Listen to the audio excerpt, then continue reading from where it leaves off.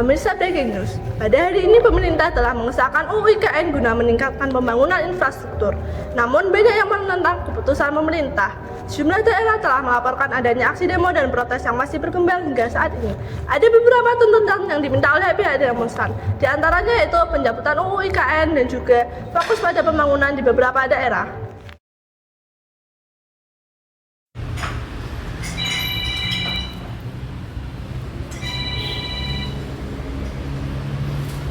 Halo nak, kok apa kabar baik kah? Sa, di sini kabar baik, Ma. Mace di sana kabar baik juga, kah? Yo nak, tahu semua di sini baik. Kau sudah makan kah? Ini Sa sedang makan, Mace. Mace di sana sudah makan juga, toh? Sudah ini. Mama tadi makan sagu. Karena 1 minggu terhadap itu beras dari pemerintah nak. Loh, kenapa beras tak datang, Mace? Mama juga tak tahu nak. Mungkin itu akses masuk sini masih susah.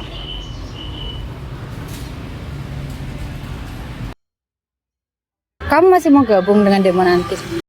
Rasanya masih, Far. Banyak yang perlu disuarakan. Mamamu tahu soal demo ini? Mama pasti sudah tahu, Far. Bahkan Mama juga mendukungku untuk ikut beraksi.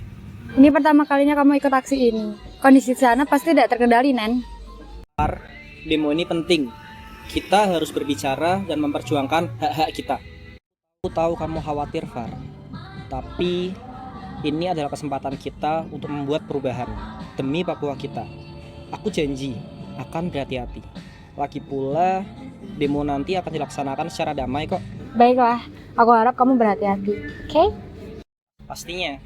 Sekarang aku pergi ya.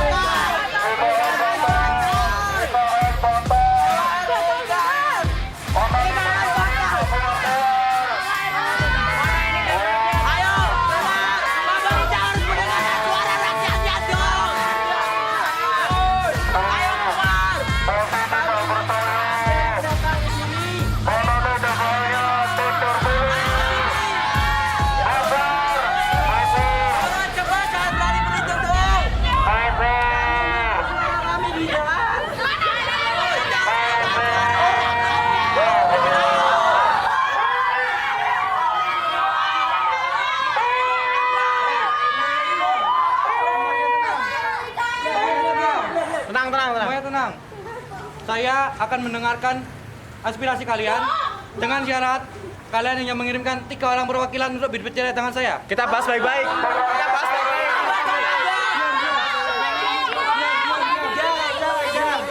Segera tentukan 3 perwakilan kalian sekarang. Langsung. Ayo. Lama ya. Jadi, adik-adik, saya sudah mendengar tadi tentang pendapat kalian saat kalian berdemo. Kurang lebihnya saya sudah paham dan memahami apa yang ingin kalian sampaikan. Saya akan menampung hal tersebut sebagai aspirasi. Namun, kalian perlu ingat bahwa undang-undang tentang pembangunan IKN itu sudah disahkan. Jadi, kalian tidak bisa secara serta-merta mengubah undang-undang tersebut. Maka dari itu, pembangunan IKN akan tetap dilanjutkan demi kemajuan bangsa Indonesia. Tapi ini tentang saudara kami yang ada di luar sana. Mereka tidak mendapatkan keadilan, mereka merasa ditinggalkan, dan kami akan berjuang untuk mereka. Kami juga masih membutuhkan perhatian dari pemerintah untuk daerah-daerah tersebut. Pemerintah seharusnya tidak hanya fokus pada satu pembangunan saja. Kami hanya mencoba menyampaikan dengan damai melalui demo, Pak. Yang kami inginkan itu perubahan, bukan hanya pernyataan. Silakan sampaikan apa yang masih memberatkan kalian. Dan kami akan mendengar jika kalian berbicara dengan sopan. Kami kan hanya menyampaikan kritik, Pak. Apakah pemerintah tidak menerima berdagang, ha? Kami akan terus berjuang untuk mereka yang ada di sana, dengan maupun tanpa persetujuan dari Anda. Cukup. Kalian kira ini penyelesaian? Kita di sini untuk menyampaikan suara kita. Emosi bukan salah satu tujuannya. Untuk Bapak, kami minta perkara ini untuk disalurkan saat nanti rapat dengan dewan yang lainnya. Sekiranya Pak sanggup, Pak. Tentu saja sanggup, dan kami akan agendakan secepatnya. Ya, terima kasih. Setelah ini kami izin keluar. Hidup mahasiswa! Hidup!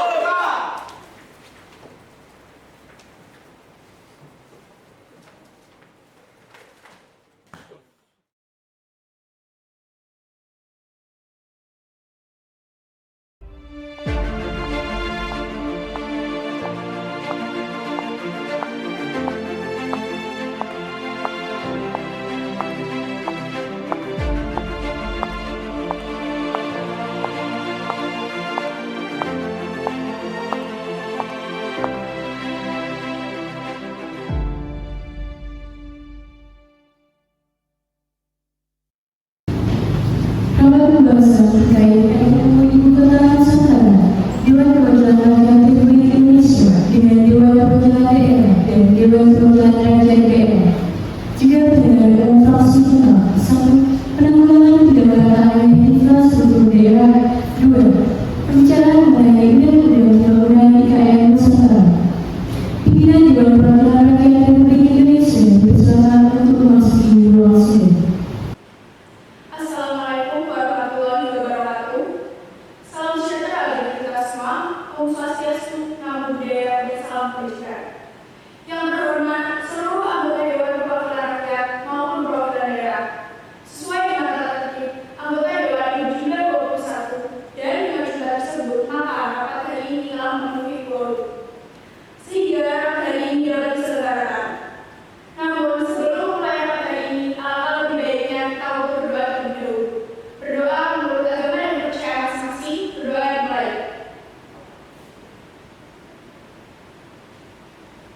Berdoa selesai dengan mengucap Bismillahirrahmanirrahim, maka rapat pembahasan terkait dengan Undang-Undang Ibu Kota Negara Baru Indonesia ini dimulai dan juga dibuka untuk umum. Baik, terima kasih Permisi Bapak Ibu. Saya izin menyampaikan pendapat saya terkait dengan undang-undang ini. Kita ketahui bahwa ada beberapa masalah seperti kepadatan penduduk yang mengakibatkan adanya pengangguran. Hal tersebut disebabkan karena pertumbuhan penduduk tidak seimbang dengan luas kerja. Baik, permasalahan tersebut selanjutnya akan menyebabkan permasalahan lingkungan. Kepadatan penduduk menyebabkan produksi sampah dan polusi akibat dari kendaraan bermotor yang meningkat, sehingga kualitas kesehatan pun menurun. Selain itu, penduduk yang terlalu banyak juga membutuhkan tempat tinggal. Jika penghasilan yang tidak segini, maka akan muncul daerah-daerah kumuh yang menyebabkan kesenjangan sosial. Dengan pernyataan yang telah saya katakan, maka saya sangat setuju terkait hal tersebut. Dengan kondisi masyarakat yang mampu menggunakan tiap tahunnya dan diperkirakan mengulang pada tahun 2023, hal tersebut dapat diperkirakan akan mengganggu aktivitas permainan. Sehingga saya sangat setuju jika kita sudah melakukan untuk pemindahan ibu kota masyarakat dalam hal ini. Ya, saya setuju akan perpindahan ibu kota ke Kalimantan karena dapat membantu meningkatkan perekonomian Sulawesi yang secara geografis Pulau Sulawesi berdekatan dengan IKN Nusantara, sehingga nantinya dapat meningkatkan perekonomian Indonesia. Instruksi Bapak. Saya tidak setuju dengan apa yang Bapak katakan. Saya tidak setuju. Saya selaku ketua DPRD Papua yang melihat dari daerah saya sendiri sangat-sangat kurang dalam melihat pembangunan infrastruktur, apalagi ditambah dengan akan dibangunnya IKN ini pasti akan mengesampingkan pembangunan dari Papua sana. Selanjutnya, hal tersebut juga akan menggerak perekonomian, akses pendidikan maupun fasilitas kesehatan yang dibuat di Papua sana. Lalu apa strategi Bapak?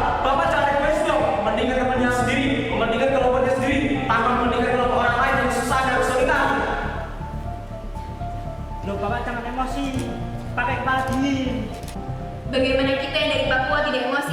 Jika pembangunan di daerah kami kurang, akses pendidikan tidak ada, fasilitas kesehatan kurang, masyarakat nantinya tidak percaya lagi dengan pemerintah. Mereka akan melakukan kerusuhan yang dapat membahayakan persatuan negara. Saya tidak setuju Pak, jika ibu kota Indonesia dipindahkan ke Kalimantan, karena pembangunan ibu kota ini tentunya akan membutuhkan lahan yang sangat amat luas. Maka dari itu, hutan, sawah, dan lahan yang lain tentunya akan dibuka untuk pembangunan ini. Nah, jika begitu, artinya akan terjadi yang namanya kerusakan lingkungan di Kalimantan. Tidak hanya itu Pak, dengan adanya pembukaan lahan ini, warga-warga lokal Kalimantan itu akan terusir. Dan warga-warga tersebut masih belum mendapat yang namanya persetujuan atau kepastian dari pemerintah itu sendiri mengenai ganti ruginya. Masalah lainnya adalah budaya masyarakat tradisional akan terganti dengan budaya masyarakat perkotaan. Padahal kita harus tetap melestarikan budaya. Bapak-bapak dan ibu-ibu diharapkan untuk tenang. Kita akan menyelesaikan permasalahan ini dengan apa adanya. Aku tidak emosi. Masalah ini tidak akan bermasalah yang tepat. Sementara kita dengarkan dulu penjelasan dari Ibu Komisi DPR RI. Begini Bapak dan Ibu, sebenarnya masalah ini sudah kami pertimbangkan sebelumnya. Dan saat ini pemerintah sedang berusaha untuk mengejar pembangunan infrastruktur yang tertinggal seperti di Papua. Baik Bapak dan Ibu, yang disampaikan pada Ibu Komisi 5 sangatlah benar. Di sini kami juga memperhatikan pembangunan di luar sana. Akan tetapi untuk saat ini kami lebih memfokuskan pada pembangunan IKN karena sudah sesuai dengan visi Indonesia Emas tahun 2045. Lalu bagaimana dengan permasalahan lingkungan di sana? Apakah pembangunan ibu kota Nusantara tidak akan membuat rusaknya hutan paru-paru dunia? Benar, dan juga apakah membuka lahan dan menjadi pusat pemerintahan tidak menyebabkan polusi? Sebetulnya, IKN tidak menggunakan lahan hutan tropis, tetapi menggunakan hutan homogen yang tidak menyebabkan kerusakan pada paru-paru dunia. IKN juga menggunakan konsep Future Smart Forest City sebagai kota hijau yang cerdas dan rendah emisi karbon. Terus, jika kita sudah menerapkan konsep Future Smart Forest City ini, bagaimana keadaan penduduk setempat? Ya mungkin mereka akan mendapatkan keuntungan darinya. Tapi bagaimana jika mereka semakin lama malah semakin melupakan budayanya sendiri dan bahkan berpindah menjadi penduduk modern? Pada intinya, kami tetap menolak diadakannya pembangunan ikan ini. Ya, kita semua tidak setuju. Pasangan seperti ini, bahkan.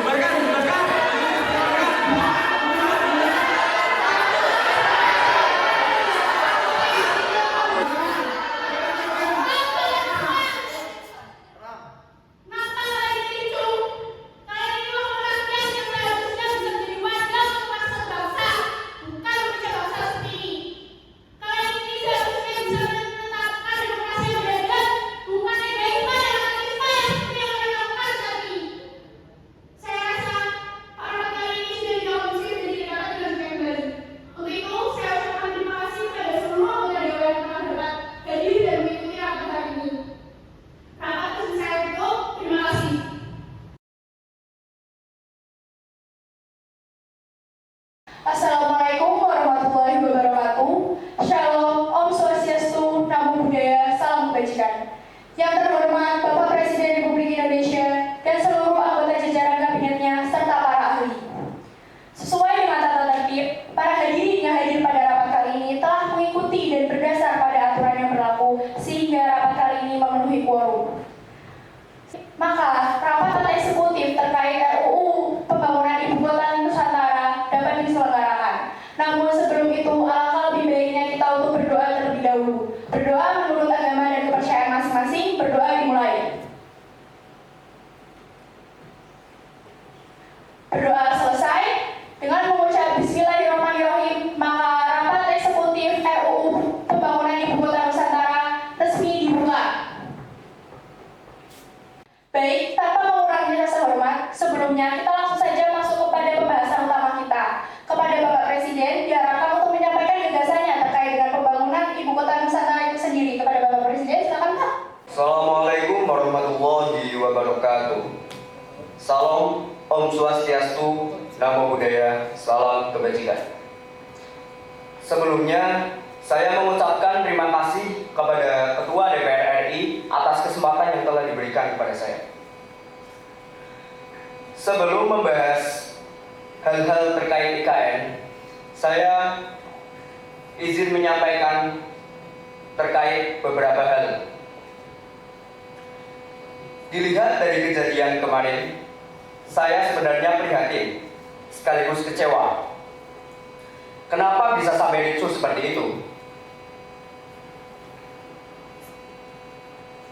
Kalian itu sebagai wakil rakyat, harusnya kalian bisa menerapkan sikap demokrasi yang benar, bukan malah buyar seperti itu. Langsung saja ke pembahasan utama. Pembangunan IKN ini tidak secara tiba-tiba. Akan tetapi, perencanaan proyek pembangunan ini sudah dilaksanakan sejak tahun 2019. Memang kami tidak mempublikasikan hal tersebut dikarenakan terdapat beberapa hal. Salah satunya adalah pandemi COVID-19. Sehingga kabar terkait proyek pembangunan ini tidak terdengar lagi dalam kurun waktu 2020 sampai 2021.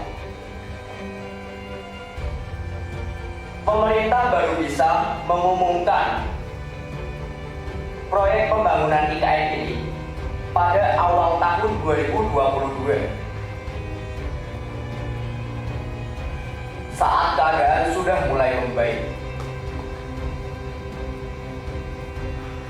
Tentunya pembangunan ini akan tetap dilanjutkan, namun akan tetap diimbangi pembangunan di setiap daerah.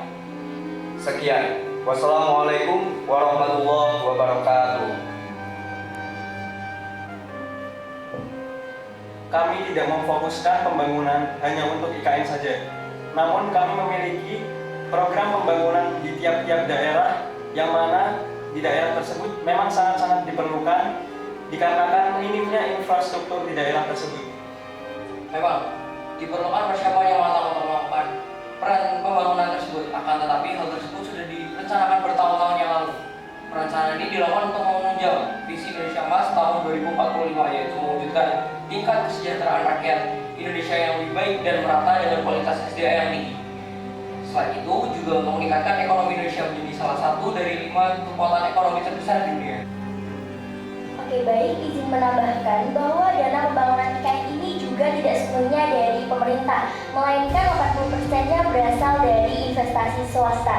Maka dari itu, dana APBN pemerintah masih bisa digunakan untuk memperbaiki pembangunan di daerah yang masih kurang. Terima kasih.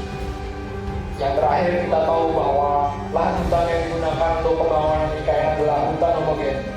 Itu tidak akan membuat Kalimantan sebagai paru-paru dunia itu rusak. Lagi pula IKN ini dibangun dengan konsep kota hijau. Itu merupakan yang pertama di dunia. Tidak akan lagi kendaraan berasap. Jadi tidak akan ada polusi yang mencemari lingkungan. Baik, saya izin menanggapi. Melihat dari beberapa aspirasi dan juga pendapat dari saudara-saudara sekalian, dapat kami pertimbangkan dan tidak lebih lanjut mengenai hal tersebut. Dan juga mengingat bahwa pembangunan ibu kota Nusantara ini sudah berjalan dan pastinya dari Bapak Presiden sendiri sudah memikirkan hal tersebut dengan matang, maka kami memutuskan untuk tetap menjalankan dan melanjutkan hingga selesai tentang pembangunan ibu kota Nusantara itu sendiri. Nah, mengenai pemerintahan daerah sendiri akan tetap berfokus dan lebih berfokus pada pembangunan infrastruktur daerah sehingga daerah-daerah tersebut tidak tertinggal dengan daerah-daerah lainnya. Nah, dari pernyataan saya tersebut, apakah dari saudara-saudara ada yang tidak berkenan maupun ingin ditanyakan atau diperjelas? Siap, tidak. Baik, jika tidak ada, cukup sekian saja rapat mengenai RUU Ibu Kota Nusantara ini. Saya ucapkan terima kasih kepada seluruh anggota Dewan yang telah hadir mengikuti rapat ini dengan tertib. Keputusan yang sudah saya putuskan ini merupakan keputusan mutlak dan tidak dapat diganggu-gugat.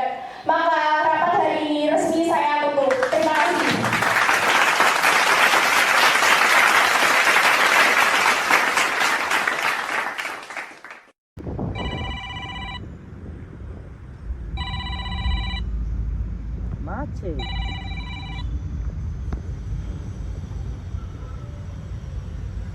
Halo, Nak.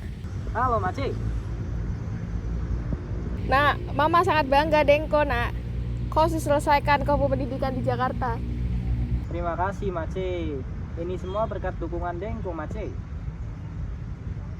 Tong di sini sangat bahagia, Nak.